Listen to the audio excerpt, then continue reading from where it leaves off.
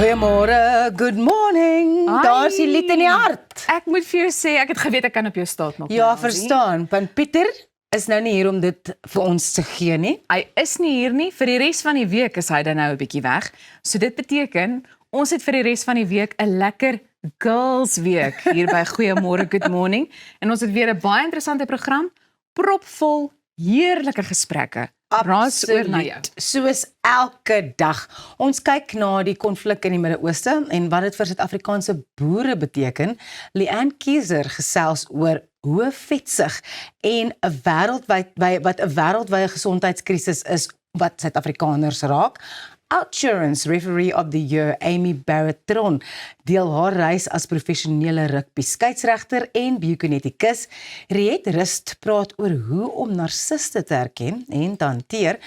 Kan jy regtig 'n leuen raak sien? Marcus Coetzee, sielkundige en leuen-opsporingsspesialis, deel tegnieke om waarheid van fiksie te onderskei. Fiona Ramsey gesels oor die produksie The Opera Singer en Elof bring sy nuwe enkelsnit bietjie chill. Ja, ek het hom gehoor en ek moet vir jou sê, 'n mens voel asof jy 'n bietjie chill wanneer jy daarna luister. Dit is altyd lekker om met Elof te gesels. Hy's so talentvol. Baie en so nederig ook, nee? Ja. Goed, Razie, ek dink is tyd vir ons oggendpraatjies. So ek het 'n interessante storie, maar voordat ons daarby uitkom, wil ek eers vir jou vra. Jy is nou nogal gereeld op die pad. Ons weet dat jy dit nou onlangs ook vir ons, jy weet, met ons gedeel het, dat jy nogal baie ure op die pad is. So, beweeg jy ooit deur tolhekke? Ja. Ek dink ons is aan die kant waar dit nie so volop is nie, né?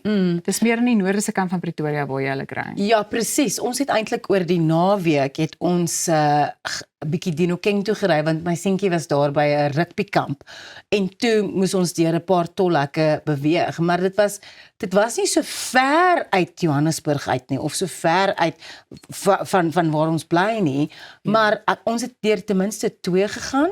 Aan die Pretoria kant van Dinokeng, ja. So die rede waarom ek vra is, daar is toenemende frustrasie onder inwoners in Pretoria Noord oor spesifiek die stormvoël en die Zambesi tolhekke langs die N1 snelweg. Nou hierdie tolhekke is oorspronklik in die jaar 2000 opgerig om padopgraderings en ook langafstandroetes na Polokwane en Botswana te finansier.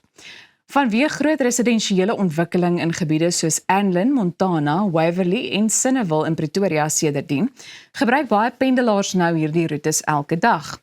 'n Pendelaar kan vir minder as 10 km, hierdie is my baie interessante statistiek, tot sowat R562.50 per maand aan tolgelde spandeer. Nou daar is dus 'n debat oor die regverdigheid van die tolhekke, veral nadat die Gautengse e-tolstelsel afgeskaf is. Sommige inwoners sê dit voel soos ekstra belasting wat vir mense, of liewer net vir mense wat in die noorde van die stad woon.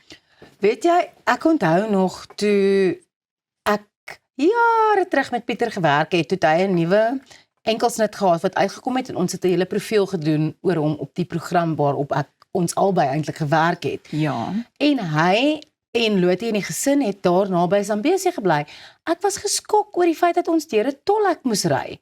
Toe vra ek hom eintlik, dis nou jammer dat hy nie hier is vandag nie. Toe vra ek hom eintlik, moet julle as inwoners van hierdie gebied moet julle ook die tol betaal?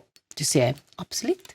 Elke dag wat hulle daar deurry en ek dink dit is onregverdig. Ek dink dit is onregverdig omrede dat jy kry nou 'n plek om te woon waar jy gelukkig is om in daai area te wees, is dalk naby die kinders se skole of naby jou werk of wat ook al. Nou moet jy 'n addisionele R562.50 per maand betaal net om huis toe en werk toe of skool toe te ry. Dit Vir minder as 10 km. Dit is vir my verstommend. And I don't think it's fair. I think maybe if Sanral runs the toll gates, if they could maybe issue some kind of like residence pass for the people that live and work there, then that would be much more fair. I really don't think it's fair. Nou daar het jy dit, ons nuwe minister van Paaie en Vervoer. Dankie, baie Roseanne dankie. McKenzie. Ja. Nee, maar ek stem saam met jou. Ek dink dit is nogal vir my, jy weet, want baie keer wanneer 'n mens nou moet kyk na iets soos uitgawes en jou begroting, dan maak jy nou voorsiening vir iets soos brandstof, maar ek dink daai geld moet nou outomaties bygereken word En ek dink net op die einde van die dag werk dit nogal duur uit. Wat as jy net gou vinnig net na een of ander plek toe moet ry Ja. en jy moet partykeer meer as een keer daardeur beweeg per dag. So ja, dis skokkend, maar dalk is daai 'n goeie oplossing. Ja, en die paaie is in 'n goeie toestand as jy daar ry, but like Ja. if you live there, you kind of it's not fair that you'd have to pay that every day. Ja, ons voel vir julle. Ons voel vir julle Pretoria Noordenaars. Companies like Woolworths have started testing express self-service checkout tills, while KFC has already rolled out ordering kiosks in many of its restaurants. Checkers is also trialing smart trolleys that allow shoppers to scan and pack their items while shopping and then pay directly from the trolley.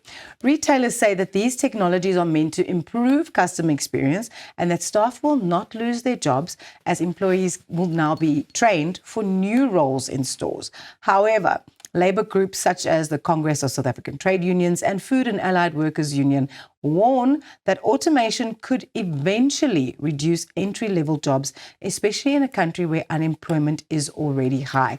And I think recently the self-service checkout story has been quite prevalent in the news because of an incident that occurred in America with a certain South African married couple.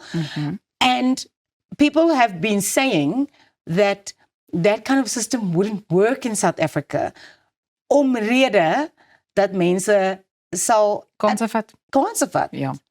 Exactly. Het jy ooit 'n self-service checkout ding gebruik? Nee.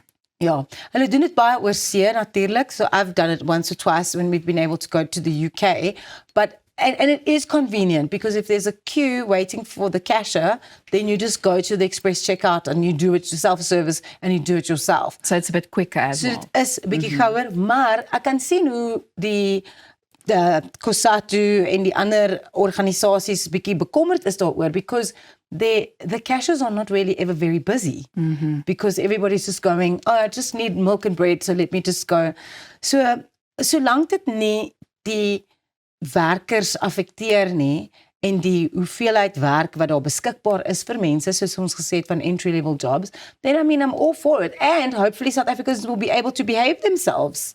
Absoluut. Ek dink presies wat jy sê. Ek dink wanneer mense kyk na die kwessie van die werkloosheidssyfer in Suid-Afrika, Sweets kan dan daar jy weet wanneer mense daarna kyk, het dit werklike impak hê en dit is iets wat mense sal wil hê nie want werk is reeds skaars. Ja. Maar dit is daai hele ding van tegnologiese vooruitgang, maar daar is ook nadele. Jy weet na ander ding van die werksgeleenthede wat dit gaan beïnvloed. Maar ek stem saam met jou. Ek dink oor die algemeen is dit net 'n bietjie vinniger kan gebeur. Ja. Baie keer wanneer 'n mens jy weet gaan kos koop ook en jy wil 'n bestelling plaas en daai soort van ding met die masjiene wat beskikbaar is, dan wens 'n mens partykeer dit kan net vinniger gaan gebeur, ja. Ja. So, ons kyk maar hoe dit gaan uitwerk. Ons praat nou van kos en boere is baie nou aan mekaar verbind. Elsa kyk bietjie later na hoe die konflik in die Midde-Ooste ons kos en ons boere gaan affekteer. Bly net waar jy is ingeskakel op Goeiemôre, good morning.